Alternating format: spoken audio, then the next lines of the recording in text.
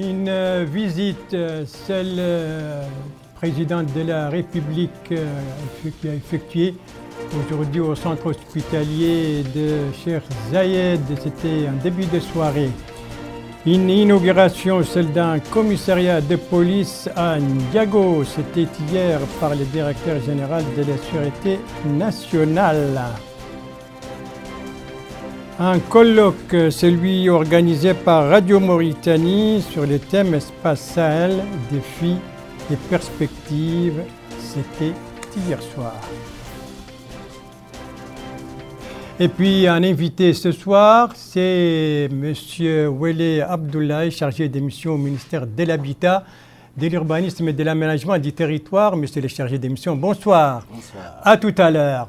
Voilà pour les principaux titres de votre journal. Et c'est parti, madame, mademoiselle, monsieur. Bonsoir et bienvenue à votre 21h30 de ce vendredi 20 décembre 2019, que nous commençons donc par cette visite d'information effectuée cet après-midi au centre hospitalier de Cheikh Zayed, effectuée par le président de la République, M. Mohamed Ould Cheikh El Ghazouani. L'occasion pour lui de déclarer que la santé fait partie des secteurs prioritaires, tout comme les autres secteurs qui touchent la vie quotidienne des citoyens. Reportage donc sur cette visite avec Bokar Baïleba.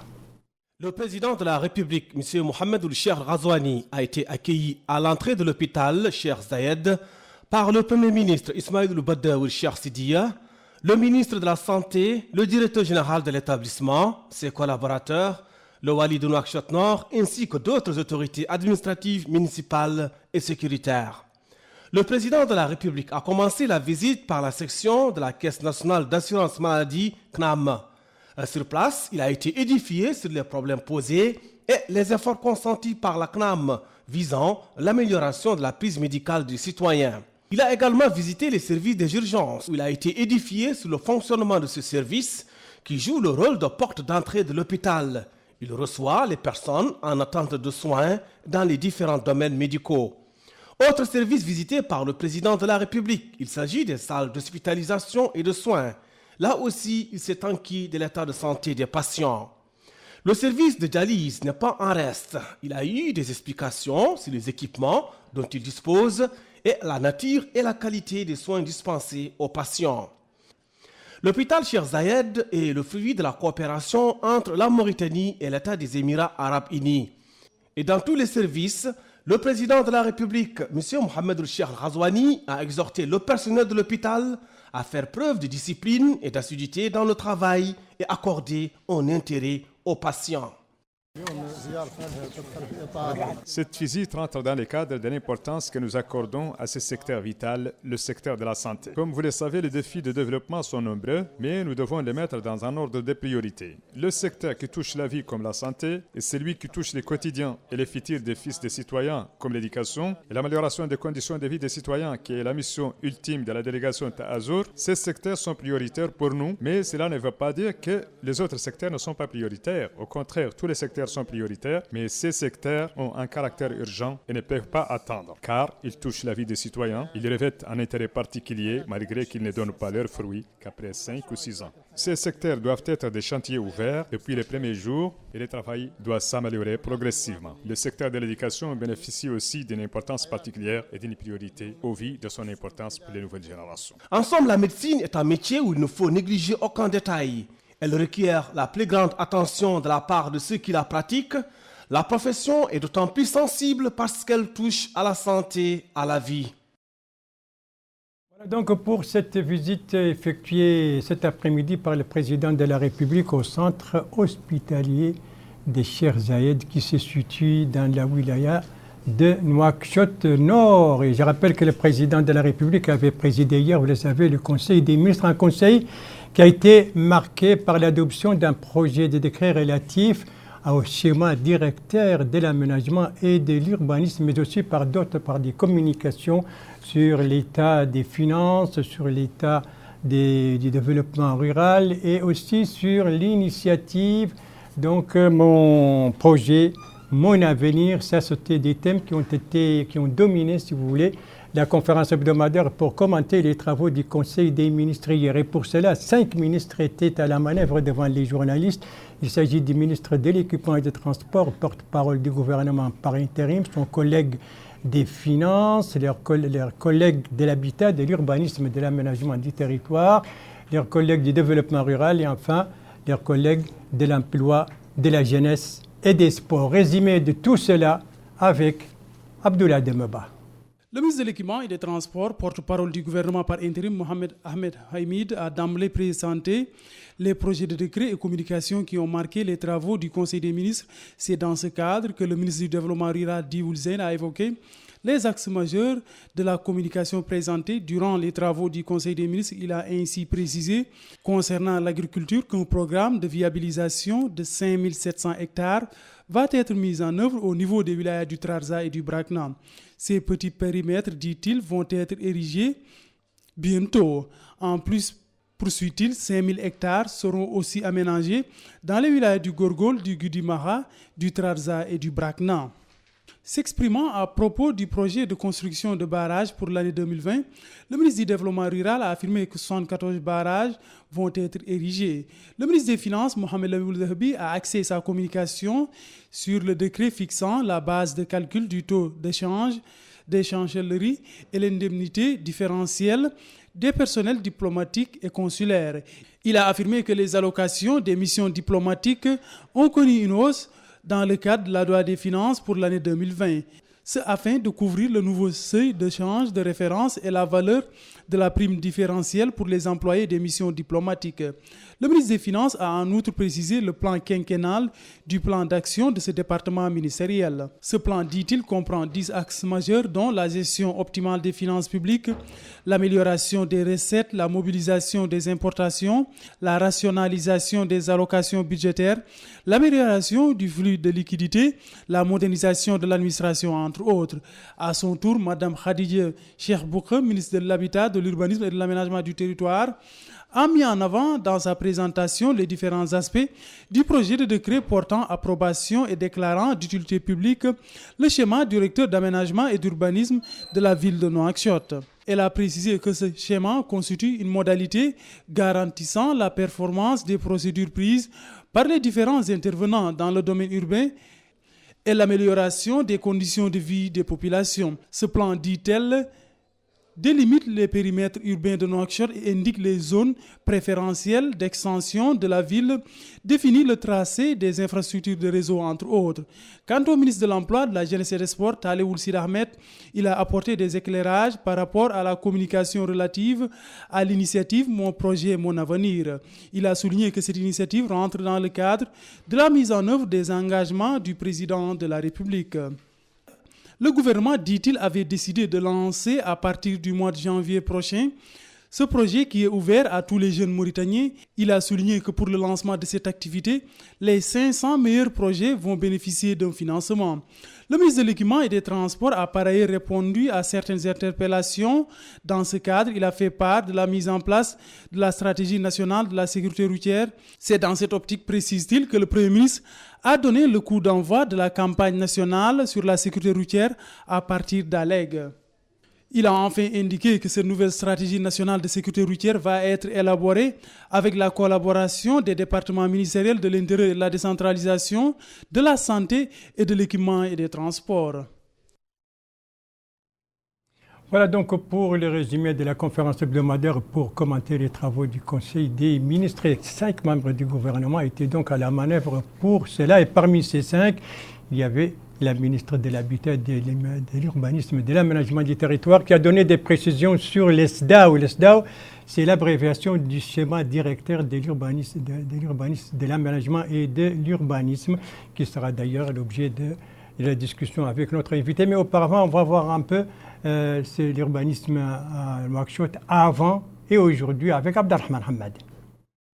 Quelques 50 ans après sa création, Nouakchott a connu une croissance démographique exponentielle ancrée par l'exode rural dû à la sécheresse des années 70 et depuis lors, le principal pôle d'activité du pays s'est étendu horizontalement et récemment verticalement. Cette forte croissance démographique impose les autorités à élaborer une stratégie bien définie pour définir un cadre cohérent de la ville. Un cadre qui devra guider les différents projets d'extension, les articuler entre eux et les mesurer dans une stratégie de développement de la ville afin d'éviter les conséquences néfastes d'une croissance urbaine non accompagnée et afin que ces projets soient de véritables leviers de développement de la métropole. Dans ce contexte, le ministère de l'Habitat, de l'Urbanisme et de l'Aménagement du territoire a soumis au dernier Conseil des ministres un projet de décret portant sur les schémas directeurs d'aménagement et d'urbanisation de la ville de Nouakchott. La ministre, Mme Khadijatou Moutbouk, a expliqué que ces projets de décret rentrent dans le cadre de la mise en œuvre du plan d'action du ministère de l'Habitat, de l'Urbanisme et de l'Aménagement du territoire.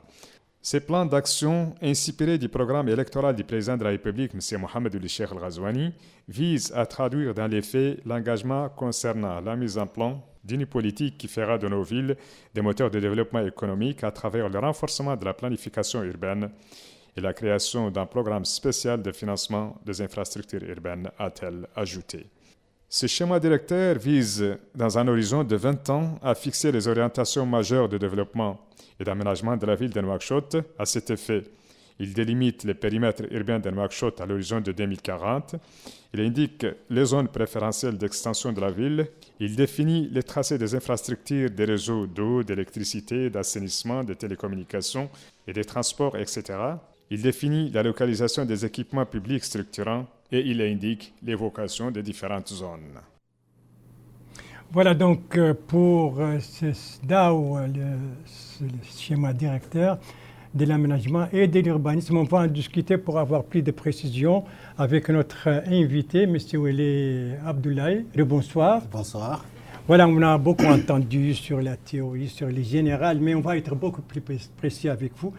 En quoi consiste très rapidement et brièvement ce SDAO? Le SDAO, le schéma directeur d'aménagement et d'urbanisme, est un document de planification, de programmation, de gestion et d'organisation pour une ville bien déterminée. Donc c'est un document stratégique. Oui. C'est un document qui est opposable à l'administration et non au tiers. C'est-à-dire que je le dirais d'emblée pour qu'il n'y ait pas de quiproquo ou qu'il n'y ait pas d'équivoque. Et d'ailleurs, je pense que la problématique quand même a été bien développée dans l'élément que nous venons de voir. On va un peu, vous allez être un peu plus précis et plus concret, bien entendu, puisque vous avez dit que c'est une ville moderne et qu'on sort Nouakchott actuellement. Qu'est-ce que vous allez faire?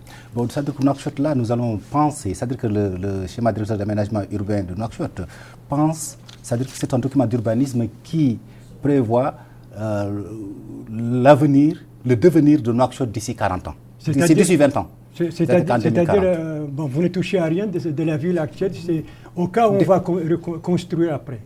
Non, c'est-à-dire que, comme je vous ai dit tout à l'heure, c'est un document qui est opposable à l'administration. Oui, donc, toutes les actions, par exemple, que l'administration doit entreprendre, tous les départements, en tout cas de l'État, doivent entreprendre, doivent respecter les vocations des sols qui sont édictés dans le cadre du schéma directeur d'aménagement. Mais si on va appliquer ce plan, voilà, ce programme, sur le concret, par exemple, je prends la ville aujourd'hui. Vous allez faire des nouvelles routes, vous allez casser des quartiers, qu'est-ce que vous allez faire? C'est-à-dire que le schéma directeur d'aménagement urbain donne les orientations majeures en matière par exemple, de transport, de circulation, de mobilité urbaine, en tout cas des axes majeurs, les axes majeurs.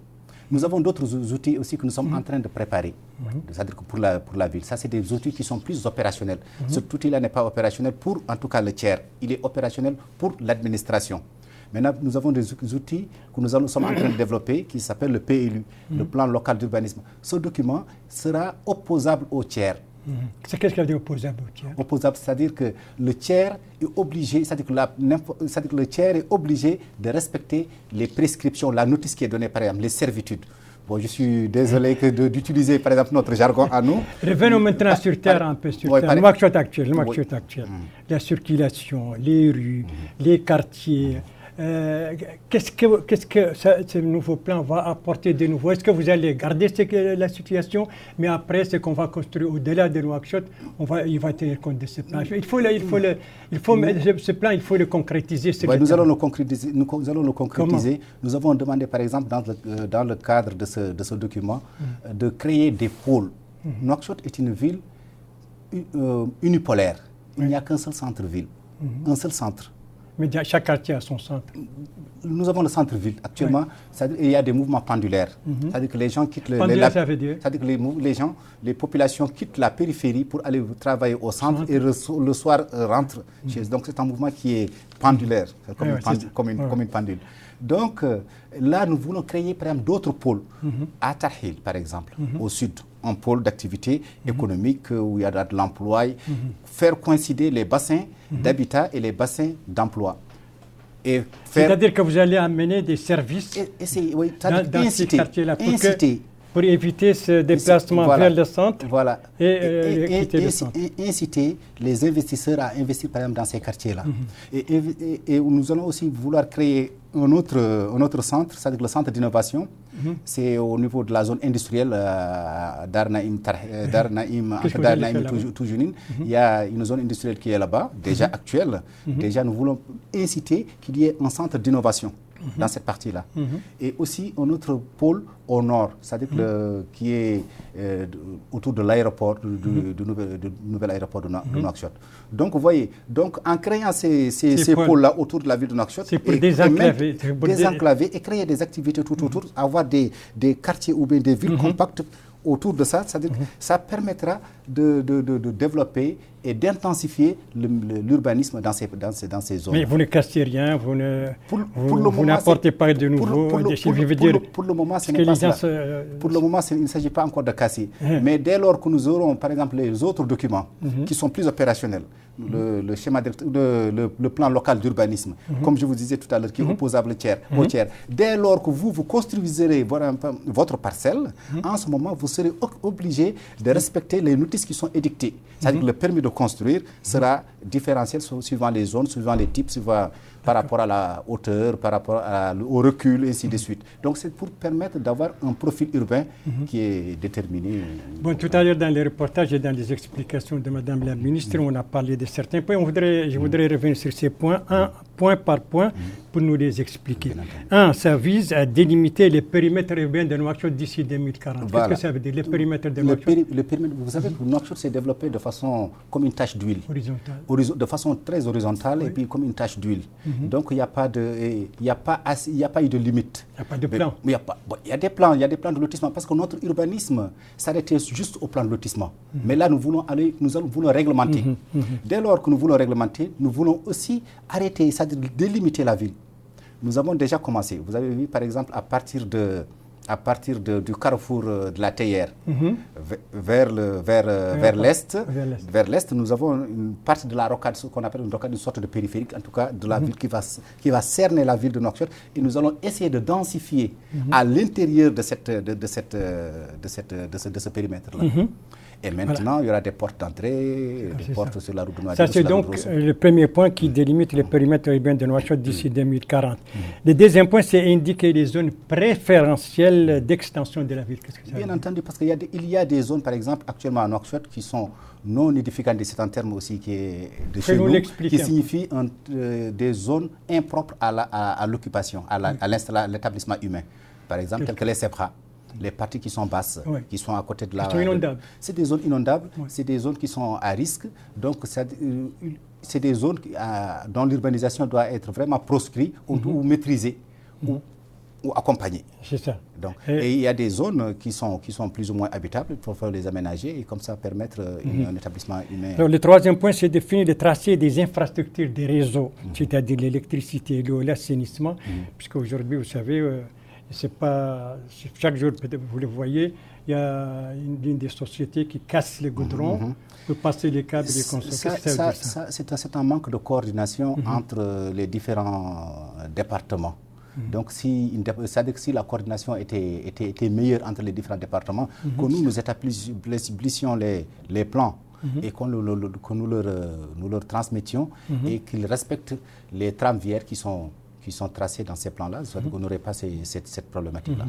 C'est-à-dire, ça c'est donc le troisième point. Une certaine coordination. C'est ça, d'accord. Et le quatrième point, c'est définir la localisation des équipements publics structurants. Qu'est-ce que ça veut dire? Il y a des grands équipements structurants tels que l'université, tels que les hôpitaux. C'est des grands équipements où beaucoup de populations viennent, c'est-à-dire que viennent d'autres quartiers. Contrairement aux équipements de proximité.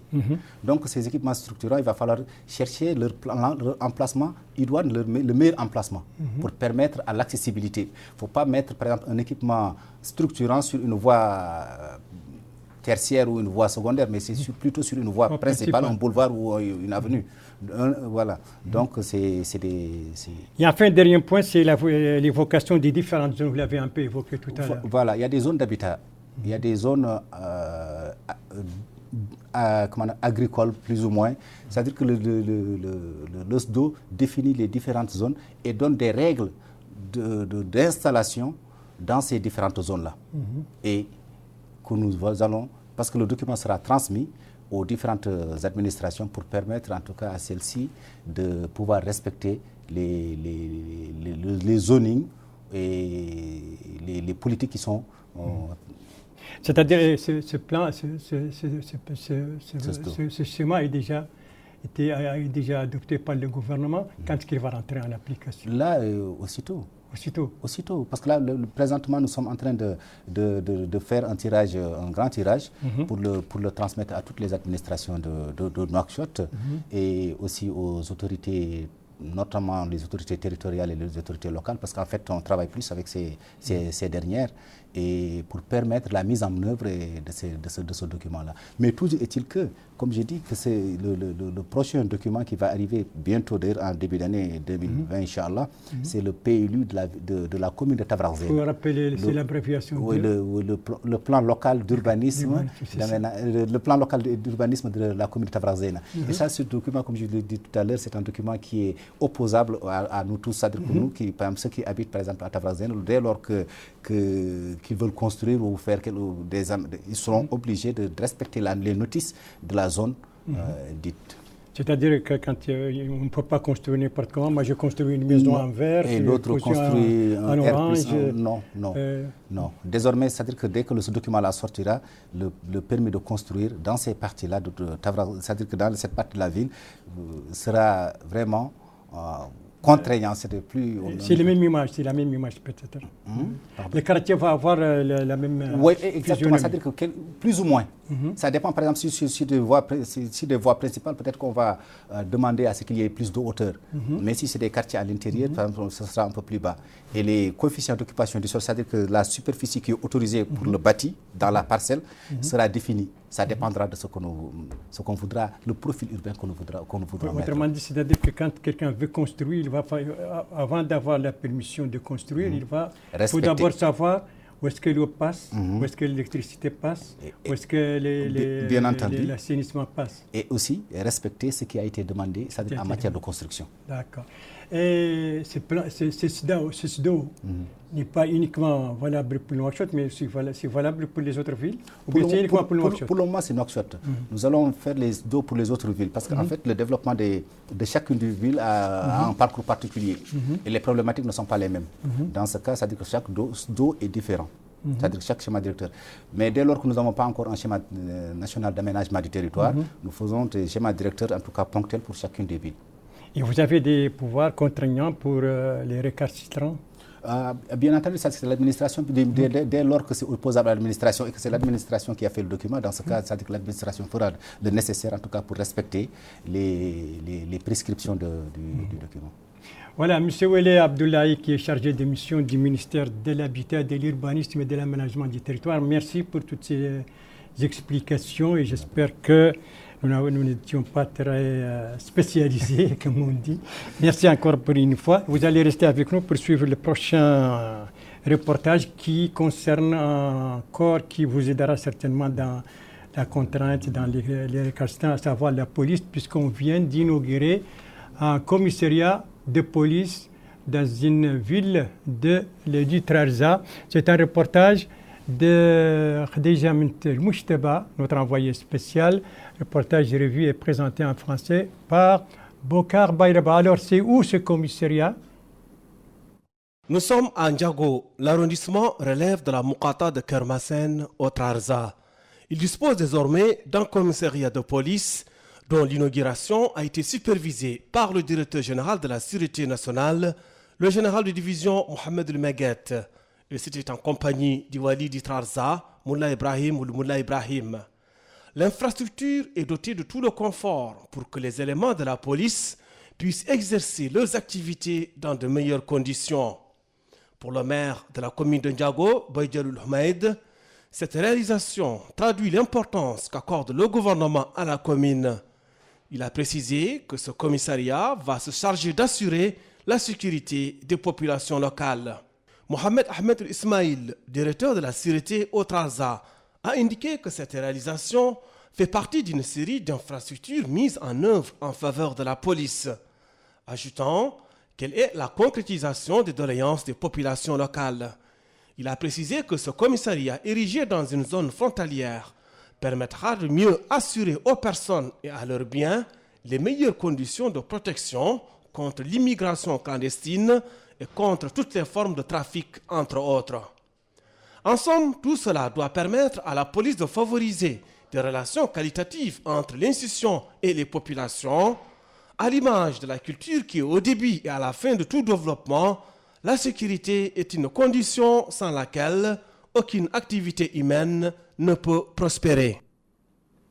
Voilà, le nouveau commissariat de police de Ndiago qui vient d'être inauguré, c'était hier par le directeur général de la Sûreté nationale. Retour à Nouakchott pour parler de cette plateforme politique et juridique de Radio Mauritanie, plateforme qui était organisée hier dans l'enceinte de Radio Mauritanie, notamment dans le centre de communication et des médias.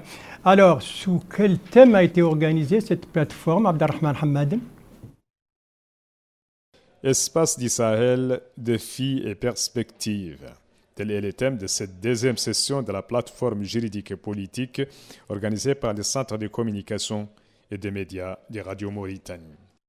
Cette session a discuté de nombreux axes à partir du discours du président de la République, son Excellence M. Mohamed Cheikh Ghazouani, au Forum de Dakar en tant que référence, dans lequel il a évoqué l'axe du grand espace sahélien et les potentialités économiques, le niveau démographique, la gestion des crises dans les pays du Sahel.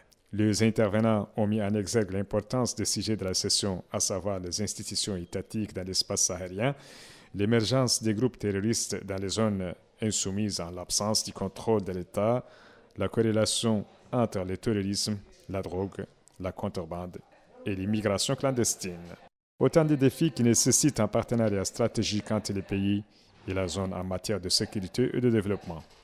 Les participants sont unanimes à considérer que le retard du soutien des pays européens a conduit à l'aggravation de la situation dans la région, dans la mesure où elle n'a bénéficié du Fonds du climat de 2014 à 2017 que d'un seul milliard sur 100 milliards alloués au climat, indiquant que la solution du problème lié à l'espace du Sahel réside dans la bonne gouvernance et le règlement des problèmes internes dans la région.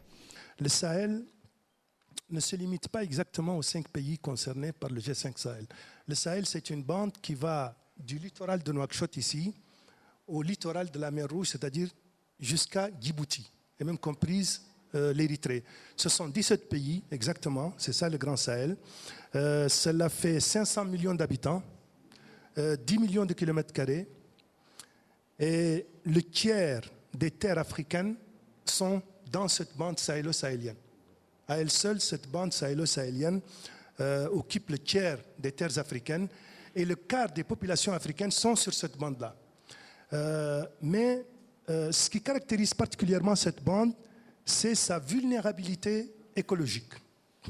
C'est la zone la plus vulnérable sur le plan climatique dans le monde. C'est pourquoi les 17 pays, en fait, si vous voulez, c'est par sensibilité géoclimatique qu'on parle du Grand Sahel des 17 pays.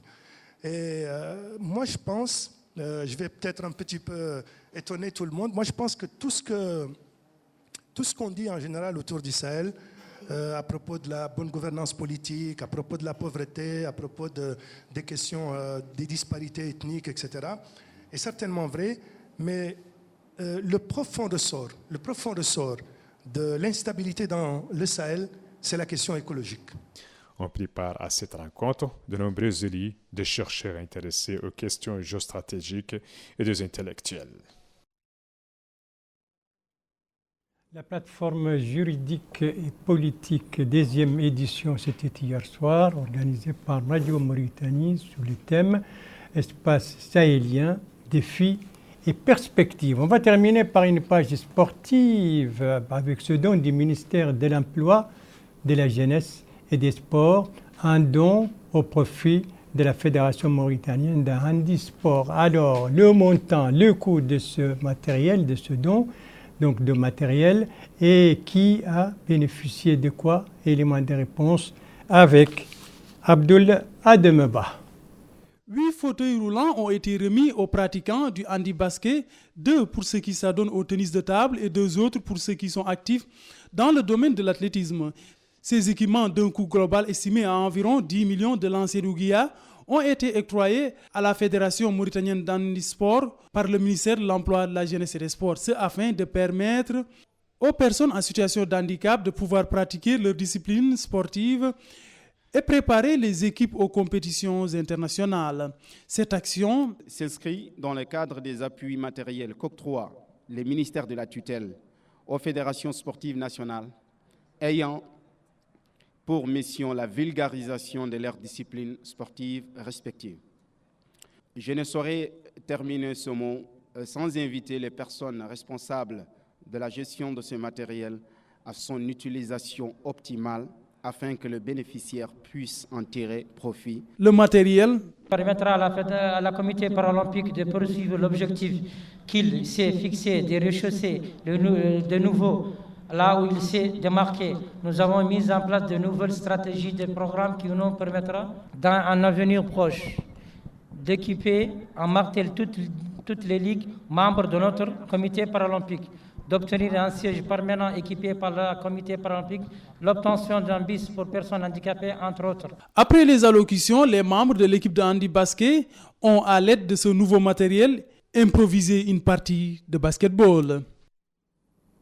Voilà donc pour cette cérémonie de remise d'un don du ministère de l'Emploi, de la Jeunesse et des Sports à la Fédération mauritanienne de handisport. Le coût de ce matériel, 10 millions des anciennes Ouguiya. Voilà, c'est la fin de ce journal. Merci à vous, madame, mademoiselle, monsieur, de l'avoir suivi. Merci bien entendu aux équipes rédactionnelles et techniques qui ont participé à sa conception. Je vous en rappelle les principales informations. Ici, ça c'était cet après-midi à l'hôpital Cheikh Zayed, une visite d'information effectuée par le président de la République, occasion pour lui de déclarer la santé comme l'un des secteurs prioritaires.